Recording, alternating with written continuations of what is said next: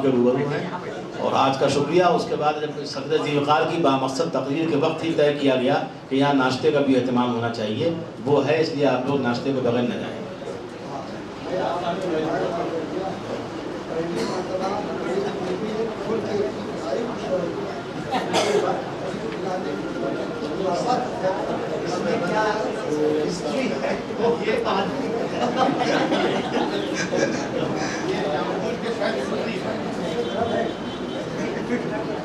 السلام علیکم۔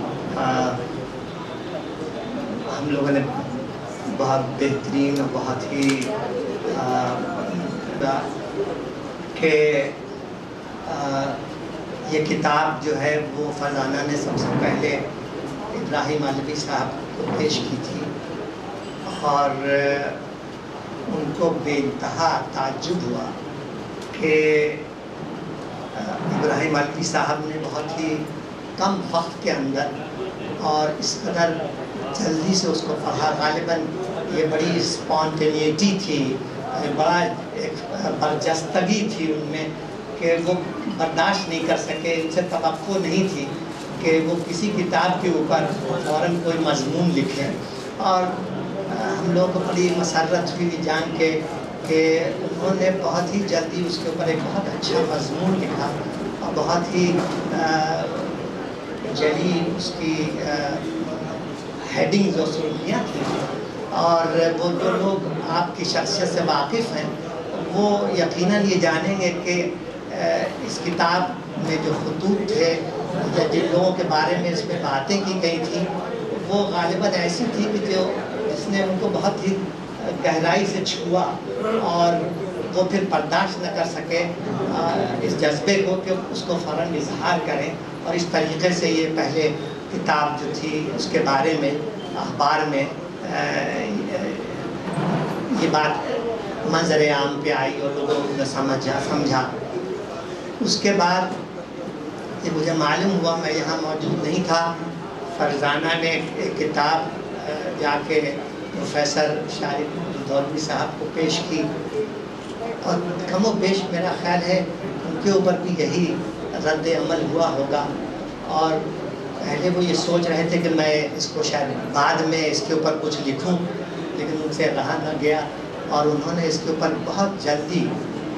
ایک مضمون لکھا، اور وہ مضمون آج وہ مضمون ایک طرح سے اس کو اس طریقے سے وہ پوشیدہ رکھا کہ وہ فوراً شائع نہ کیا جائے، اور جب یہ افتتاح ہو یا اس کی رسم اجرا ہو اسی وقت اس کو شائع کیا جائے۔ گزار ہیں کہ آپ نے اپنی زحمت کی، آپ نے اپنی محبت اور اپنے جو وابستگی ہے ان سے اس کا اظہار کیا، اور دوسرے معزز خواتین و حضرات، آپ سب لوگ تمام تر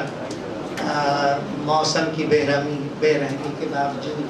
تشریف لائے، جیسا سب لوگوں نے کہا کہ بہت ہی اچھی گیدرنگ ہوئی۔ ہم آپ سب کا بہت بہت شکر گزار ہیں، ہم آپ سب کا شکریہ ادا کرتے ہیں،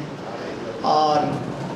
جی تو یہ چاہتا ہے کہ اس محفل کو مستقل جاری رکھیں، یعنی خاموش ہونے کا دل ہی نہیں چاہتا۔ اس میں نہا جانے کتنے ایسے خطوط ہیں کہ جب میں نے پڑھا، حالانکہ میں اتنے لوگوں سے اتنا واقف نہیں ہوں، مگر جن سے واقف ہوں جی چاہتا تھا ان کے سارے خطوط پڑھا دوں، خاص طور سے وہ جو رومانٹکس علی گڑھ یونیورسٹی کے جو شعرا گزرے ہیں، اور مجاز اور علی سردار جعفر، جن کو سننے کا بعد رکوع میں جنرل چیزیں ہیں سب آپ لوگ جانتے ہیں۔ اس کے بعد جو دوسرا جو رکوع ہے اس میں اس کا ذکر ہے کہ جو لوگ اچھے نہیں ہیں ان کو پھر دوزخ ہوگی، اور دوزخ کا بیان ہے، موت کا بیان ہے، اور تیسرے میں بہرحال جنت کا بیان ہے، اچھے لوگوں کا ایک قانون ہے، بیان ہے اس کا۔ مگر وہ جو ریفرین بار بار آتا ہے تو وہ جیسے کسی بڑی اس کی معنیت پہ پھر غور نہیں کرتا، اور یہ نہیں کنیکٹ کرتا کہ اس سے پہلا والا جو شعر ہے اس سے اس کا کیا تعلق ہے، تو یہ سمجھتا ہے کہ یہ تو ایک ریفرین ہے، یہ بار بار چلا آ رہا ہے، اور دماغ میں وہ بات جمتی ہے۔ یہ بات سمجھ نہیں آتی کہ نہیں، یہ ایسا نہیں ہے، یہ قانون تھا، अच्छाइयाँ भी थी, बुराई थी, और बुराइयों के भी कुछ तो होने चाहिए, पनिशमेंट होना चाहिए। बजाते खुद कानून के तौर पे, यदि उसको मैं इसलिए कि वो महसूस मैंने किया, मगर मैं ये जाना कि बहुत ही ताज्जुब हुआ कि ये हम लोगों के जहन में कभी नहीं आया, कभी हमने गौर नहीं किया। फिर ये अभी फरहाना ने मुझे याद दहानी तालीम थी वो मदरसे ही की, वही वजह है कि जो उनके जहन में थी है। मैं आप सब लोगों का बहुत बहुत शुक्रगुजार हूँ, आप लोग तशरीफ़ लाए। ये मेरा फर्ज है कि मैं आपसे खासतौर से मैं एक्सप्रेस करूँ, आप लोगों से शुक्रिया अदा करूँ। मैं ये भी बताना चाहता आपने बताया नाश्ते का इंतज़ाम है बहुत मॉडर्न, आप लोग वहाँ तशरीफ़ ले चले। ये भी कहता करूँ काम है वो है, मैं यहाँ पे ये बात इसकी रस्म इजरा जो है यहाँ कर सकें। अब आपसे हम गुजारिश करेंगे कि आप तशरीफ़ ले चलें और जो नाश्ता हाजिर है उसे नोश करें। बहुत बहुत शुक्रिया।